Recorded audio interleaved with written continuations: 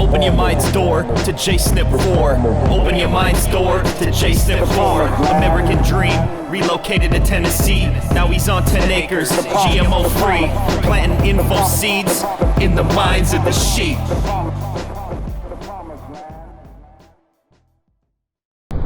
Well, it's 5 o'clock, well, a little after 5 o'clock p.m. Central Time. I used to always say Eastern Time. Not no more, because I done moved to Tennessee from Florida. Central Time. I don't know if you see that old girl right there. If not, there's a pizza sitting over there next to me that I made on the way home for myself and my family. But anyways, I noticed the old silver market in gold today. Oh man, on COMEX open, slam down. 60 cents or so down for silver, whatever. It was like $15 or somewhere around there, I think, for gold. Oh my God, you know, stock market was up, the banks were looking okay. Hey, it's really laughable. But I mean, at the same time, if you're the elite, you know the game is up, you know you rigged the market through the government, basically, is where all the funding is coming from to do it. And you know that you, as a bank, as an institution, whatever, are going to have to be in the near future, because whatever money comes after the big crash is going to be backed by precious metals. They know this. It's the end of their paper fiat cycle. They already know this. So if you knew this and you had control of the price of something, commodity, in this case gold and silver, and you know you needed to stock up on it, but at the same time everyone else is figuring out, thanks to what's happening in the EU and Cyprus and all that, with the people, depositors losing all, you know, tons of their money, and especially the uninsured depositors taking a massive haircut. People are recognizing, man, if my money was in gold and silver right now, not only would it have been massively profitable over the last several years, but it would have saved me from all this crap in deposit and bank runs. I'd have it here. I could go turn it in for any currency for that matter, and at a nice profit from what it was several years ago. So having said that, you're the banks, you're the governments out there, you know the new currencies are going to have to be backed by gold and silver. Have to be. In the future, several years out, whatever it is. Aren't you going to want to start stockpiling that in advance when the prices are lower? And again, if you control the price through your paper nonsense market, piece of paper setting the price, then you can therefore set the price low and go out and buy physical. Market starts to climb, smash it down again on the paper markets. Again, it's all paper. Go out and buy a bunch, gold, silver, whatever, do it again, keep going. And as they do this, the price has risen over the last several years, so it becomes harder for them to keep the prices down, but they can still do it because they control the price through Wall Street, through the COMEX, etc. That's how they do it. But every time they do it, like right now, there becomes a little influx of people who are buying physical gold and silver at these price dips. So we've already had the United States Mint twice in a matter of like 1 month's time come out and say, you know, basically silver eagles we can't print or produce anymore right now, we can't mint them. I almost said print, as if it's printing money, you know, like they do. They can't mint the silver coins because they don't have them, and they're not telling you they don't have them. In December they said, well, we're so close to the end of the year, the new 2013 stuff's coming out, so we're not going to make any more silver eagles in 2012. So we'll wait till January 8th or whatever the date was. Then we'll start doing the 2013 Eagles, which they did do. And then almost immediately, little shortage here. There's gonna be a delay, little 3-week, 4-week delay.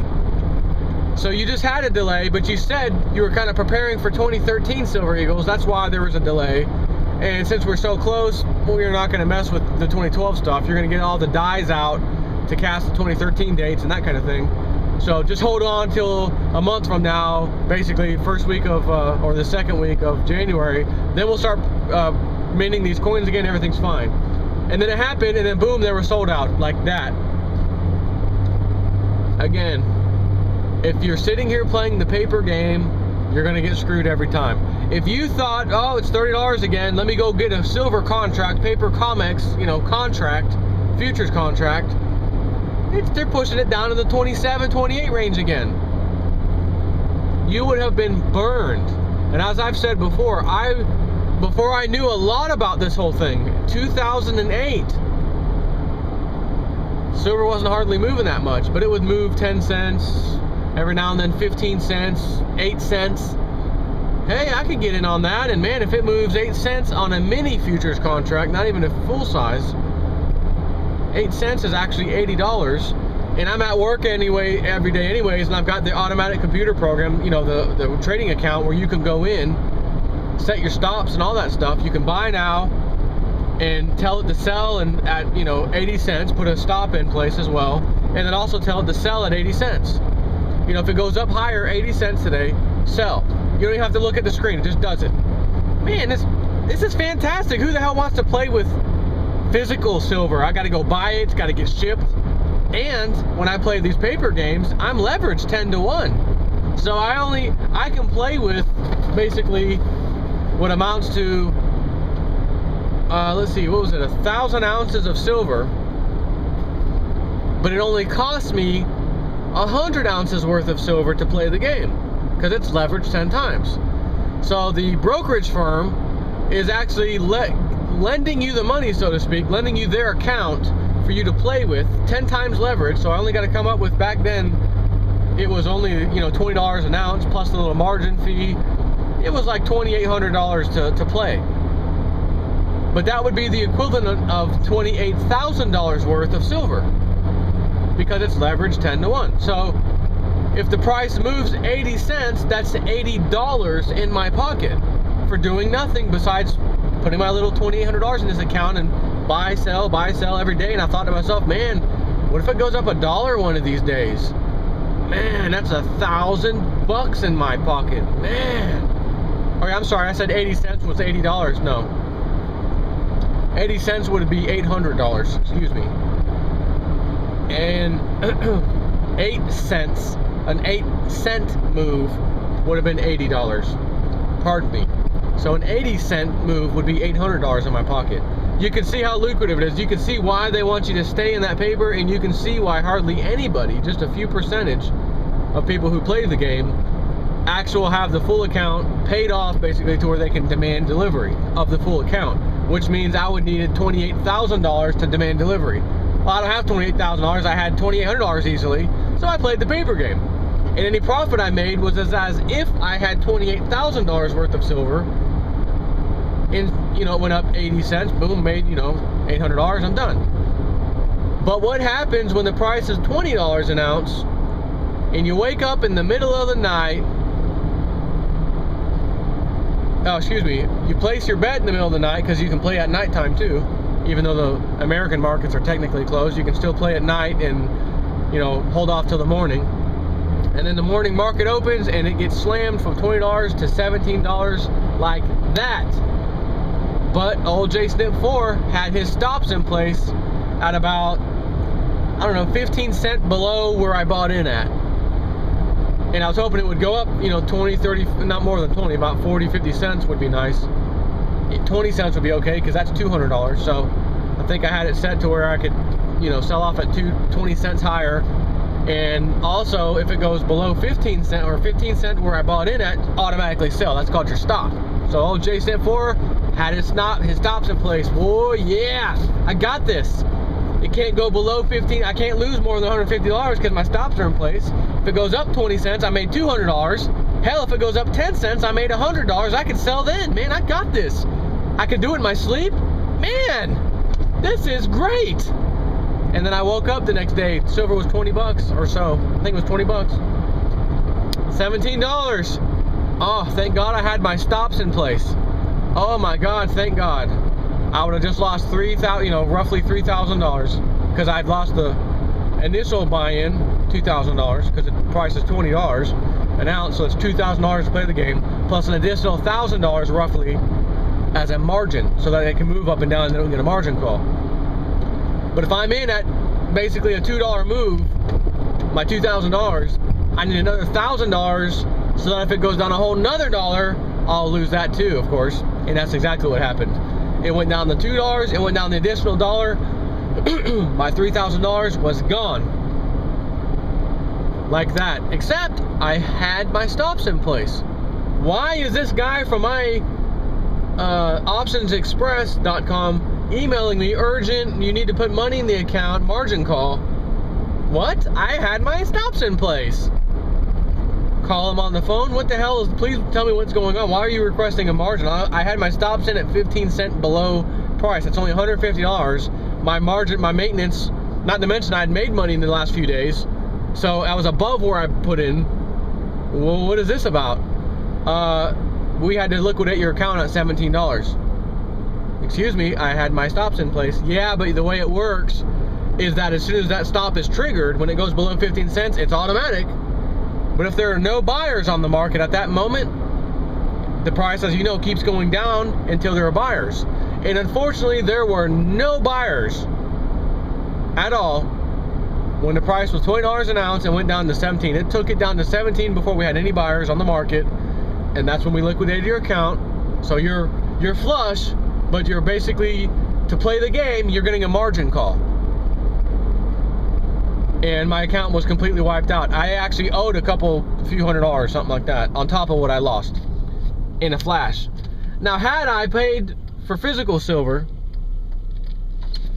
and let's say I put $3,000 in physical silver back then, which I actually did have some silver, physical silver, but I was also playing the game because I didn't know. Again, I was a newbie. I was a bozo, a sheep. Had I put that $3,000 in, again, silver was $20 an ounce, so $2,000 would have given me 100 ounces. Another $1,000, again, to make $3,000, would have given me another 50 ounces, so I would have had 150 physical ounces in my hand in a safe.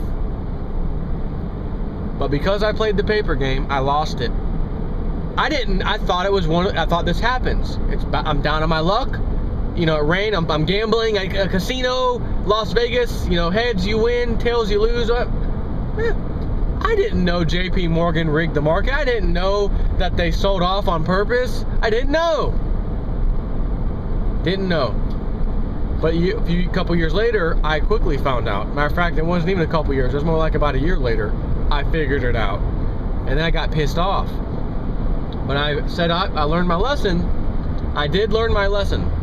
And now I will go and buy physical silver. And the only thing I will ever do, no matter what happens to that market, and no matter how appetizing it looks to go and get a damn contract out, do not do it. You stick to silver. And as you know, from the day I did my first YouTube video, I have never advocated anybody go out and play the paper market. Never, because I got burned.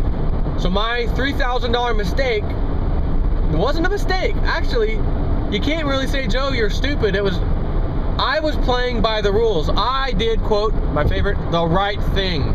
I played by the rules. I put my money in the account. I'm supposed to be able to sell when I put my stops in and all.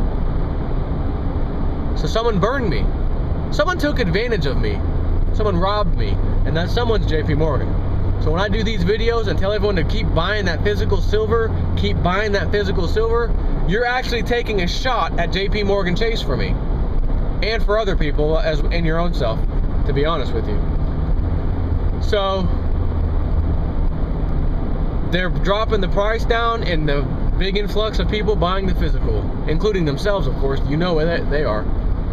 And as I told you about the video the other day, a big banking entity that settles on the COMEX, that does these transactions, these futures contracts and whatnot, starting April 1st, did the video, starting April 1st or 10th or whatever it was, you will no longer be able to get physical, I don't know if it was silver or gold, I can't remember. You can no longer settle physical gold and silver via delivery. It must all be physically settled via paper. Cash, transaction, banking entry, will fund money to your account, obviously. In other words, you can never, ever get the physical. If there's not a physical shortage, why is a giant, by the way, entity, banking entity, wasn't it ABN AMRO, something like that, the big guy, big bank, stating that that's the new rule. They would never do that if there's plenty of physical gold and silver to go around. So, as I've already said, you're going to see these things. Now you've just witnessed it. So anybody playing the paper game is a complete moron. And by the way, a parody song that was actually inspired by a Minecraft parody called, if you search for it on YouTube, it's called Minecraft Don't Mine at Night. It's actually a very well done parody for the game Minecraft. It's kid friendly and everything. And it actually inspired me to do the same song. And instead of Don't Mine at Night, it's gonna be Don't Trade at Night. And I've already got most of the lyrics down, but I gotta have my kids in the background doing some little dance moves and stuff. I'm gonna take my time with this one and do a real good, what I hope is a much better job than any of the other parodies I've done. And to be honest, my little last Ben Bernanke parody, the summer of '69 or the summer of 2009 Ben Bernanke parody. If you haven't seen that, go search for that on YouTube. Summer of 2009 Ben Bernanke parody, something like that. But this one is going to be fantastic, and it's based on a 100% true story, the one I just gave you, basically. Don't trade at night. I almost want to sing you some of the lyrics now, but I'm going to make you wait, because it's going to be that good. Appreciate talking to y'all. Take care.